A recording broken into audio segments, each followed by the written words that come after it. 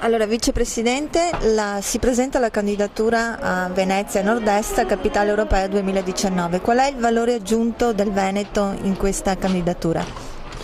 Ma io direi che torniamo centrali per questo momento storico.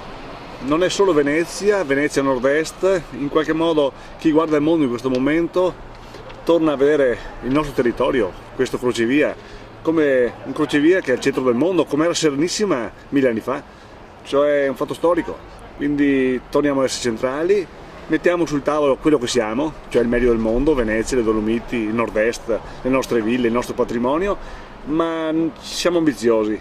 La storia non ci basta, noi vogliamo essere il futuro, quindi il nostro progetto guarderà i giovani, guarderà il futuro, guarderà quello che vorremmo fosse ricordato fra fra 1000 anni, quello che abbiamo fatto in questi 100 anni di nuovo per il nord-est. Lei fra tutti oggi a Bolzano ha puntato sulla dimensione europea di questo progetto, ha messo proprio l'accento sul fatto della cultura europea che forse dobbiamo andare a costruire, una nuova cultura europea, se mai c'è stata.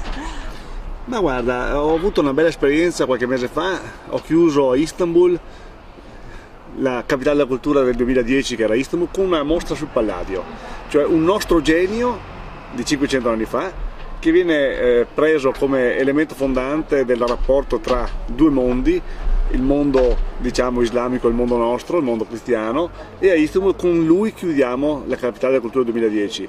Allora perché noi non essere in qualche modo per l'Europa questo anello di congiunzione tra culture, tra mondi, tra storie, tra tutte quelle cose che possiamo immaginare, perché poi noi siamo una terra di passaggio e di fusione tra diverse identità. Noi dobbiamo essere per il futuro un modello, saremo un modello per questo futuro e questo progetto sarà questo.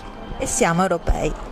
Siamo più che europei, credo che l'Europa da noi si fonde, quindi in qualche modo lo siamo perché nel nostro cuore, ai tempi della Serenissima, eravamo, qualcuno dice, una terra di passaggio. Ecco, quando c'è una terra di passaggio vuol dire che le culture si fondono, crescono e quindi nello stare assieme si costruisce il futuro.